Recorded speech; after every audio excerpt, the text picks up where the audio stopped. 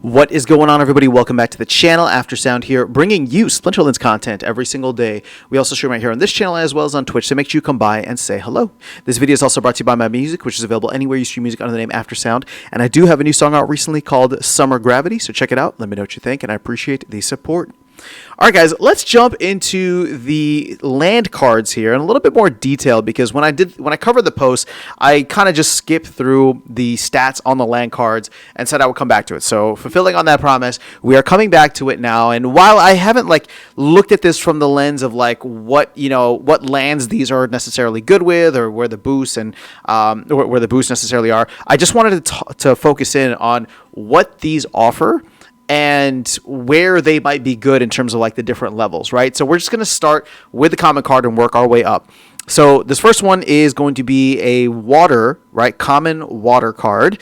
Estimated max level price with DEC at peg is roughly $200. DEC is not at peg, so you can assume maybe 40% off, $120 or so. Even though we're not even going to get into that for the other ones, just because everything, the prices of this stuff is very dynamic with all the different resources. So as we take a look at this, you can see here that if you buy just one copy, right, get just one copy of this card, you'll get a 1% boost on the plot's production.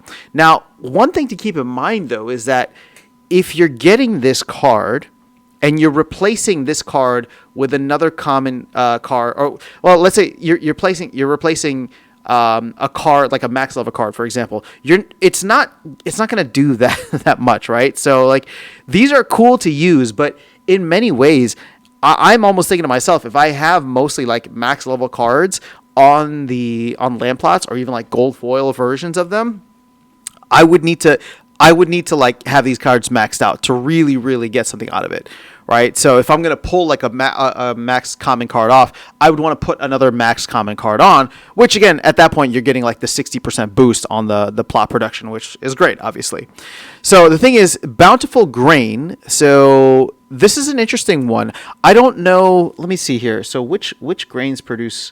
you know what? We're not even going to get into it because I don't want to have to look at two screens here. But either way, water, if you have something that is water-based or gets a water boost and you can throw it on there, this thing can give you up to 60% if you have a max level copy. But it's nice that you can offer a 1%, 3%, maybe even 5%. Let's just go 10% up to level 4, right? At which point, you only need 30 copies of this card. It's roughly $15 at that point. I don't know. This is going to be interesting to see. Now, at that point, at level 3, so this is max for bronze, even though we're not even going to look at that from a bronze perspective, but you do get energized and then rationing as well. So this looks like at that level, you're going to get minus 10% or saving 10% on your overall grain usage, if I'm remembering that ability correctly.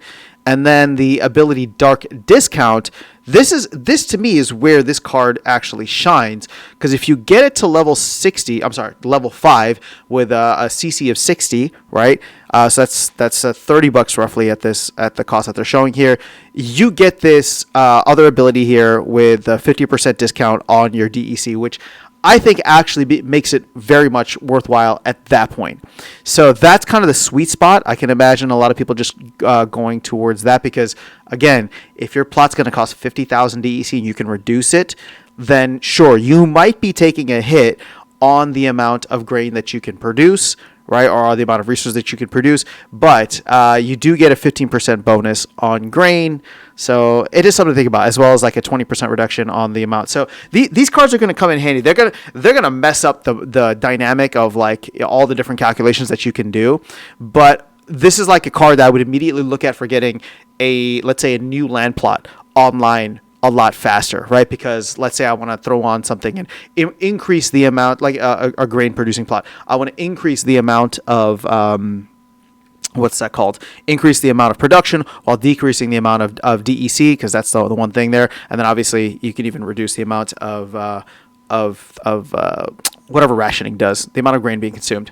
All right, so let's move on to the rare card now. This is an Earth Element card, roughly 287 at peg. I know I said I wasn't going to do that, but we'll just continue on. So 115 BCX to get this maxed out. Oh, and then what I didn't talk about was Labor's Luck. So Labor's Luck is at the top for, it looks like all of them. No, actually, no, oh yes, at the top for all of them except for the legendary one. No, I'm sorry. For all of them, you need to have maxed out for Labor's Luck. Okay, so that's the common thing across all the cards. So, as you can see here, this one you get the dark discount right away. So that actually is not terrible. You get one copy of the card and you immediately reduce your DEC requirement by 5%, which is kind of nice. You get Toil and Kin for Elf at the first level 2. If you get this to level 2, which is only 5 BCX, then you get Bountiful Wood as well as Energized. I do like both of those. So this one, you might be good. Like, you're going to be good right at level 2 there, where you start to get a lot of benefits. Now, obviously, this increases a lot over time, and you can get all the way up to 99% at level 7 and 8 for the dark discount. You can get up to 70% increased plot production on wood if you max this card out. So, yeah, there might be cards here that are absolutely worth looking at. Man, this is going to be so exciting once these cards come out. As somebody who's like focusing much more on land, I'm enjoying kind of seeing what these are all about. Okay, jumping to the epic card. Now you're going to have at the first level 3 different abilities. Keep in mind, it only requires 46 copies to get a max copy for this. But at level 1, so just 1 BCX of the card, which is roughly $7.50 for what they have listed here, you are going to get Toil and Kin. So Mundane Beast is going to get an additional plot production, 5%. You're going to get a 15% discount. And you're going to get a 5% boost on grain, which is nice. So this is the second one that's giving you a boost on grain. Later on, you do get the ability for Bountiful Stone, although that's not until you get to level 5. So that's significantly later than obviously Labor's Luck at the top. Now, dark discount for this card. So this is where it gets interesting because a maxed out epic card is only going to get you a maximum discount of 80% on your DEC energy, whereas a maximum rare card is going to give you 99% of a discount. So it essentially reduces your requirement all the way down to the bottom, which is kind of cool actually. So they each have their own kind of different things that they offer, right? This gives you Bountiful Grain and Bountiful Stone, which is like, okay, I mean, it's kind of like multifunctional, but you have to pick one. You can either produce grain or produce stone with it. And then if you can get something with a Mundane Beast, you get additional plot production there too.